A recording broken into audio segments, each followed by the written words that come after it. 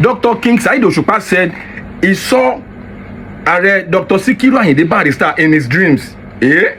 No wonder King Dr. Saheed Osupa's musical intellectual composition is out of this world. His vocal dexterity is incomparable. I am telling you. See, mo listen to that album Everlasting, that album by Dr. King Saheed Osupa. Then I listen to that album very well. Mo gbọ́ orin yẹn dáadáa.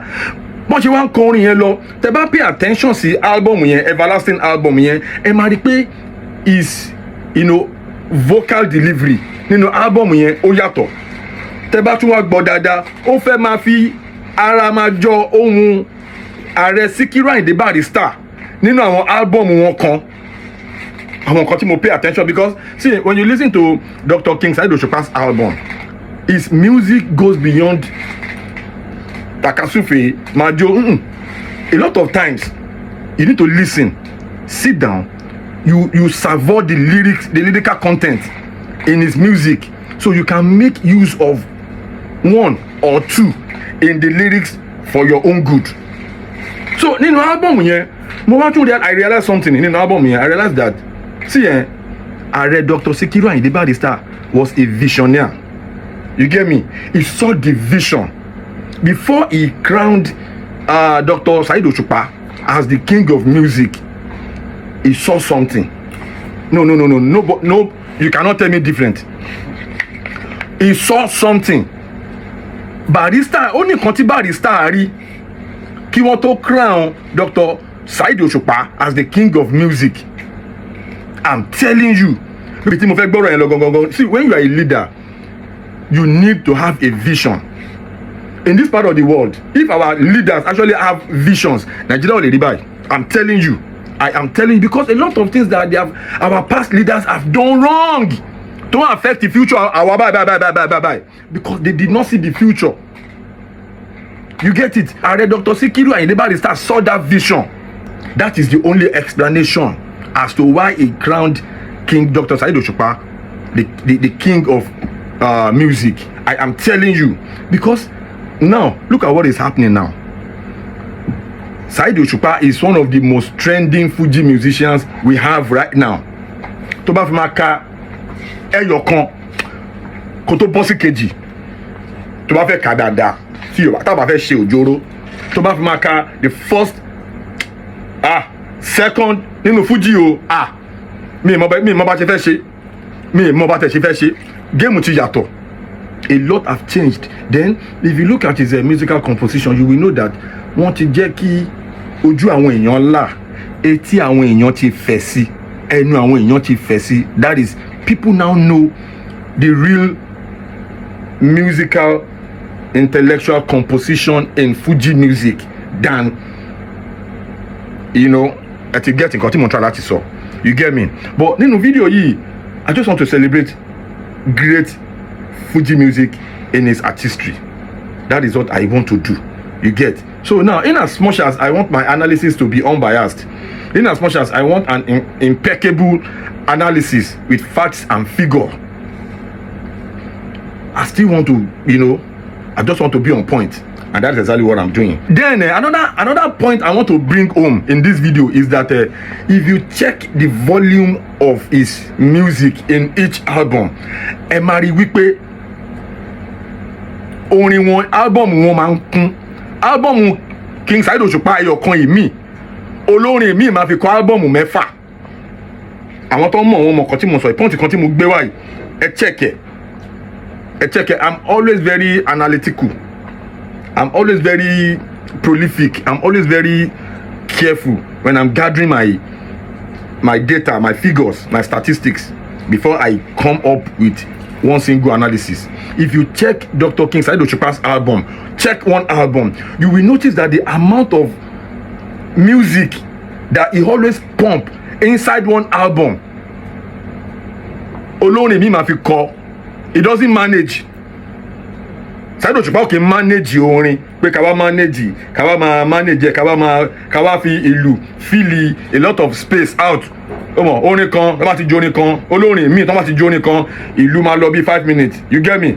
Elégbé máa, but Saheed Osupa does not have that time. because the volume of lyrics tó wà nílẹ̀ ó pọ̀, you get me. So album Saheed Osupa mi olórin mi máa fi kọ album mẹ́fà.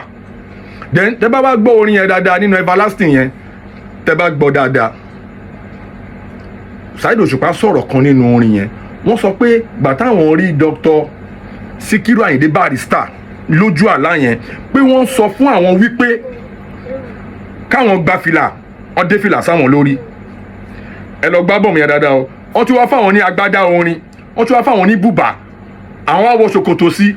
Wọ́n wá ní káwọn lọ gbé omele àti sákárà àtàlùjó púpọ̀, káwọn wá make sure pé iṣẹ́ fújì yìí àwọn gbé lọ sí next level, pé Barrister ló kú, fújì ò gbọdọ̀ kú.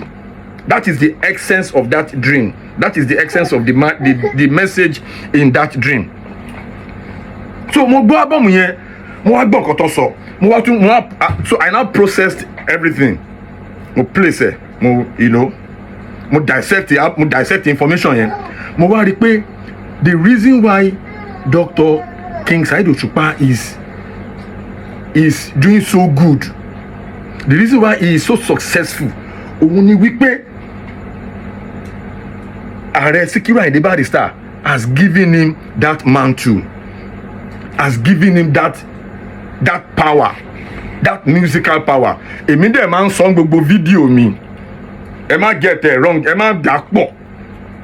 Èmi máa ń sọ o, mi ò tí ì rí onífújì tó máa kọ fújì bí Ààrẹ Sikiru Ayinde Barrister.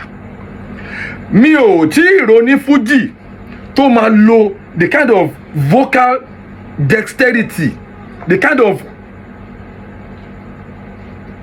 vocal spontaneity, the kind of vocal olóyìnbó kan tí mo wá tó lè mi ò tí ì rí onífújì tó lè change vocals nínú the same album bí Ààrẹ Dr. Sikiru Ayinde Barrister. So for him to have given Dr. King Saheed Osupa that mantle, he saw something. Why didn't he give it to someone else? He saw something.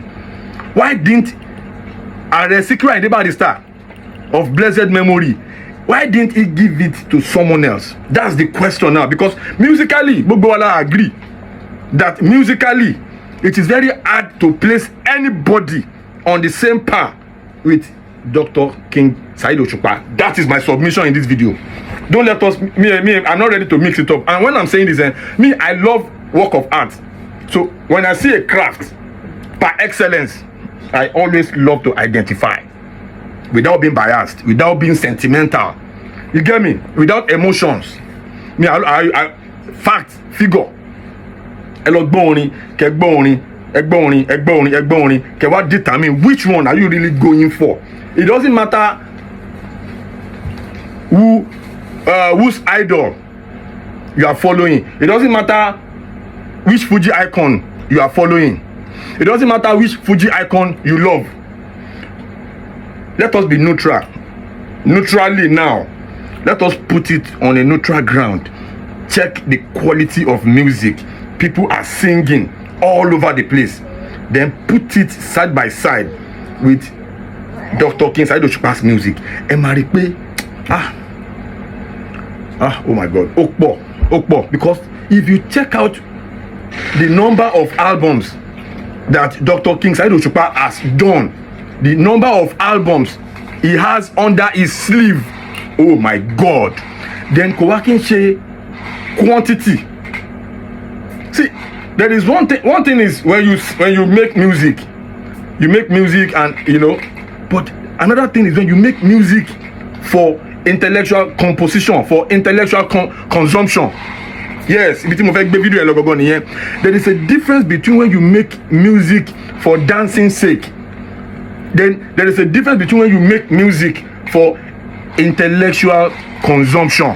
Oh my God, àwọn kan máa ní bọ̀bọ̀ yìí ń gbé mi débẹ̀, mò ń gbé yín débẹ̀ torí ìgbà tí mò ń gbọ́ álbọ̀mù Everlasting yẹn, King Saheed Osupa náà wọ́n ń gbé mi débẹ̀ pẹ̀lú àwọn lyrics yẹn torí nǹkan tó ń sọ. Now tí ẹ bá tún wá gbọ́ Everlasting album yẹn dáadáa, ẹ máa rí pé you will notice that King Saheed Osupa actually used the vocal similarity of Ààrẹ Dr. Sikiru Ayinde Barrister in that album. Mo wá notice pé kò sígbà tí King Saheed Òṣùpá bá fẹ́ kọrin Barrister wọ́n máa ń lo ohun Barrister. Àwọn kan tí wọ́n mọ̀ nǹkan àwọn tó ń mọ̀ wọ́n mọ̀ nǹkan tí mo sọ. Then another thing tí mo rí, see, one of the characteristics of being a good Fuji musician is the ability for you láti mọ̀ kéwú. I don't think nobody has done it like Ààrẹ Sikiru Ayinde Barrister. One of the characteristics of being a Fuji musician, a great one, o ní láti mọ̀ kéwú. O máa gbọ́ Yorùbá to an extent.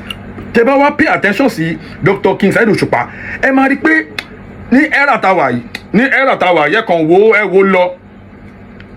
Ẹ máa rí pé Dr. King Saheed Òṣùpá wọ́n jẹ́ ẹyọ kan, wọ́n jẹ́ ọ̀kan lára àwọn tí wọ́n máa ṣe ń fi kéwú sínú orin wọn.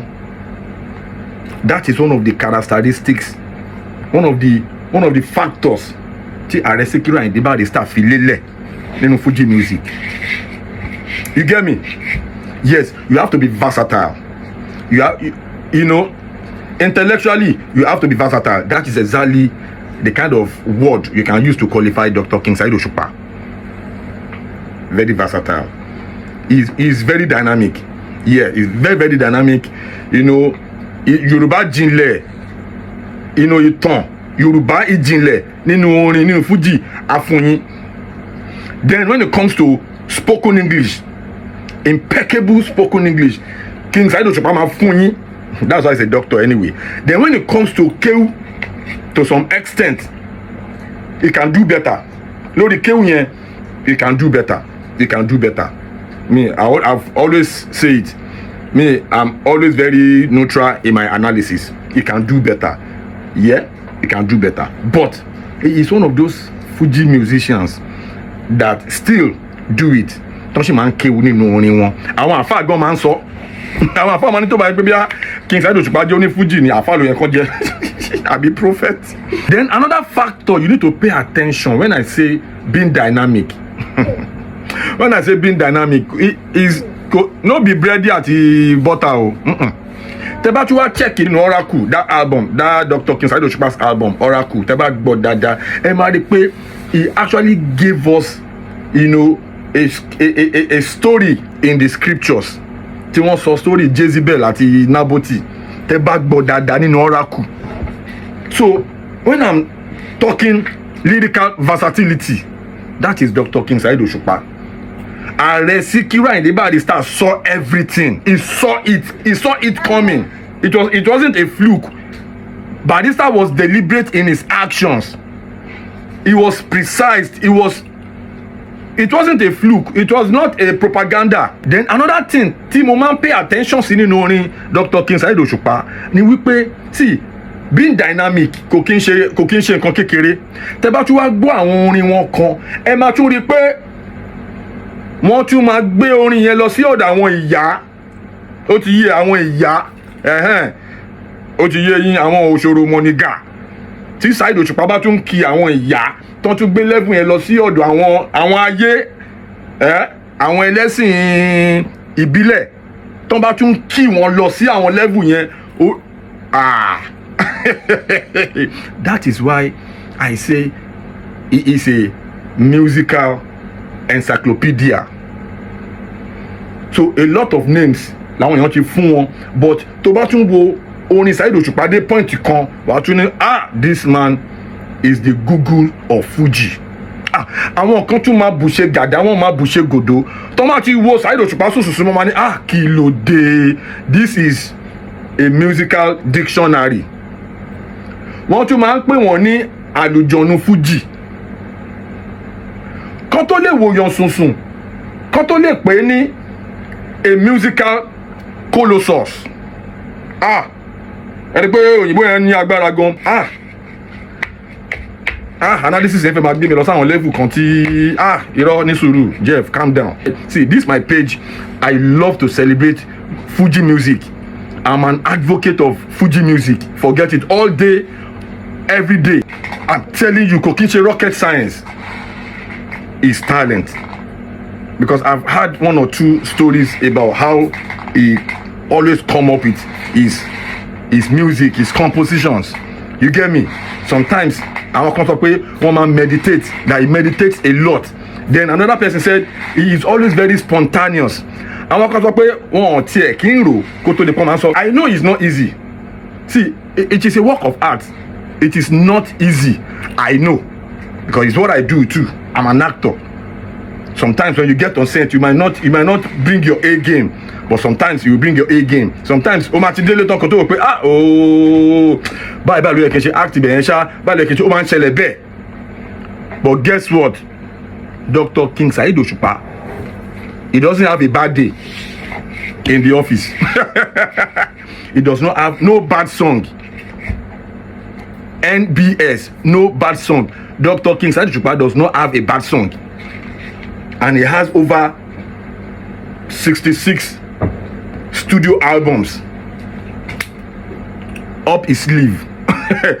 It's not easy. See, when you have that kind of volume of music, and kò wá sí kankan nínú ẹ̀ tó já ṣàdánù, torí ẹ̀ mo yẹ sọ pé no bad song. So it is very, very, see, he is always deliberate. He is always very deliberate in his lyrical composition.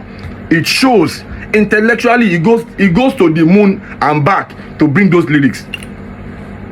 And guess what?